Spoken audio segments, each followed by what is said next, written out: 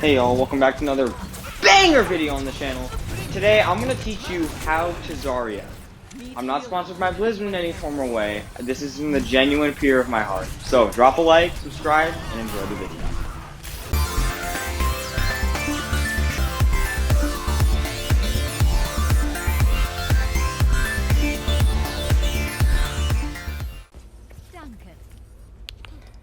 Zarya is a very underrated hero because she seems like really not that good in the common meta these days. This is because of her lack of mobility. What people don't realize is that her particle barriers, which are her abilities, make up tremendously for it. She is more of a secondary tank as her primary, like Reinhardt, Sigma, Orisa. Those are all primary tanks. For example, also Zarya, D.Va, Roadhog, and Hammond, Wrecking Ball, are more of a secondary tank that helps initiate team fights, and is more effective the longer the fight goes on, especially for Zarya because of her particle barriers. A trick for Zarya includes using both of your barriers at the beginning of a team fight to at least protect one of your teammates and yourself, and also charge your particle cannon damage output. This is because your particle cannon damage output decreases over time if not being charged by the enemy damaging your shield. Another tip is to use your bubbles when someone is using a devastating ultimate that launches a barrage of projectiles like Soldier's Tactical Visor, Fire's Barrage, Reaper's Death Blossom, and things like that. Zarya's particle cannon is a very versatile weapon with two distinct firing modes. One being her primary fire, which is a laser beam with a damage output that is dependent on how much charge it has at its current time. With its charge at 0, it just does not, it always will stay the same.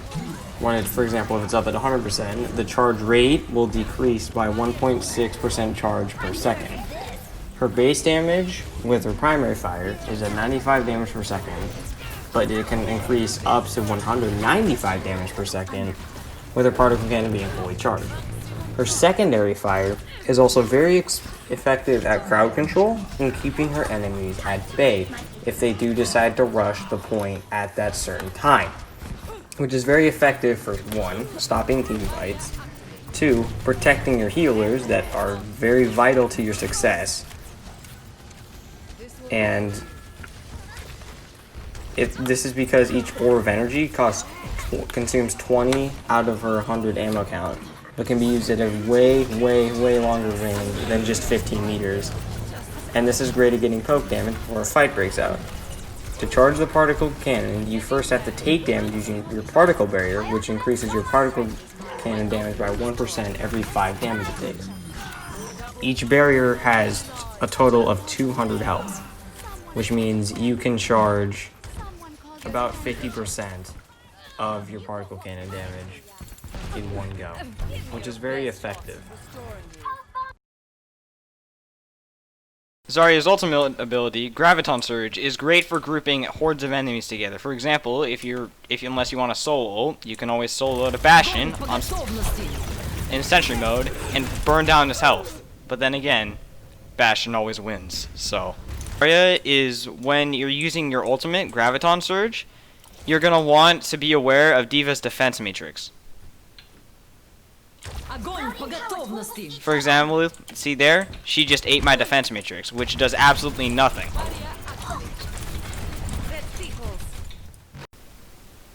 Also, be wary of Genji's deflecting your Graviton Surge.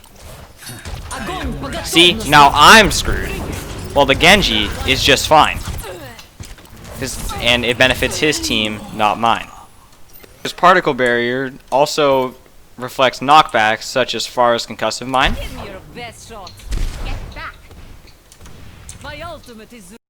See, also there, it deflects it, so I fly backwards and not Zarya. Zarya's second ability is a projected barrier. It has the same purpose of a regular barrier that you have, but also eats enemy projectiles like Bastion's incessant spraying. So for example, if you're going against a really tough Bastion, you can always kill him like that. Hey y'all, thank you for watching it this far. Don't forget, after this video drops live, I'm going to be live streaming on Saturdays and Sundays in the afternoon. It's dependent on my schedule, but don't forget, if you enjoyed it, drop a like, subscribe, and see y'all next week.